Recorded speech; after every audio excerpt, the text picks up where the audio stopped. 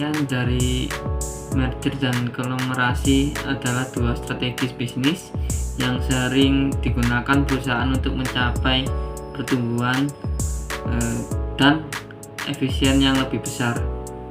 Kedua strategi ini jika diterapkan dengan cepat dapat memberikan keuntungan signifikan dalam hal skala ekonomi. Ada perbedaan merger dan konglomerasi. Merger struktur perusahaan, satu entitas baru yang menggabungkan kedua perusahaan.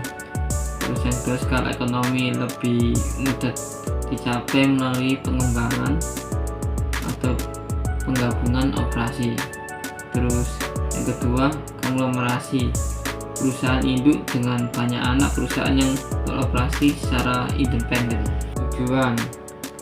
Tujuan utama adalah untuk mencapai skala ekonomi dengan meningkatkan volume produksi perusahaan. Manfaat yang pertama, meningkatkan efisien operasional. Terus yang kedua, penghematan biaya. Terus yang ketiga, stabilitas keuangan. Jenis merger yang pertama, penggabungan perusahaan produk atau konglomerat. Penggabungan semacam itu terjadi antara perusahaan yang beroperasi di pasar yang sama. Terus yang kedua, penggabungan perluasan pasar. Perusahaan yang beroperasi di pasar berbeda tapi ini adalah cuplikan mengenai merger. Rencana merger antara PT Bank MNC Internasional Tbk atau Bank MNC milik Grup MNC dan PT Bank Nasional Nebu Tbk atau Bank Nebu milik Lipo, Otoritas Jasa Keuangan meyakini akan terjadi.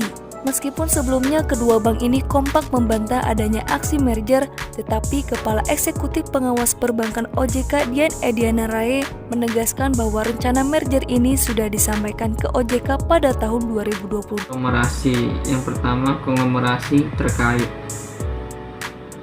merupakan penggabungan perusahaan yang beroperasi dalam industri yang berhubungan atau memiliki terkaitan. Terus yang kedua, konglomerasi tidak terkait, penggabungan antara perusahaan yang bergerak di bidang industri yang berbeda dan tidak memiliki hubungan. Ini adalah cuplikan mengenai konglomerasi. Dunia baru saja menaikkan growth forecast Indonesia di tahun 2024 yang tadinya 4,9% menjadi 5%, dan untuk tahun 2025 dari 4,9 menjadi 5,1%. Di tengah perekonomian dunia mengalami inflasi tinggi, inflasi Indonesia terus terjaga dalam rentang target sasaran di bawah 3%. Demikian pula angka postur APBN 2024 dan defisit fiskal serta debt to GDP tentu hasilnya ataupun masih sangat positif. Dan konglomerasi yang pertama, meningkatkan pangsa pasar. Yang kedua, mengurangi biaya operasional.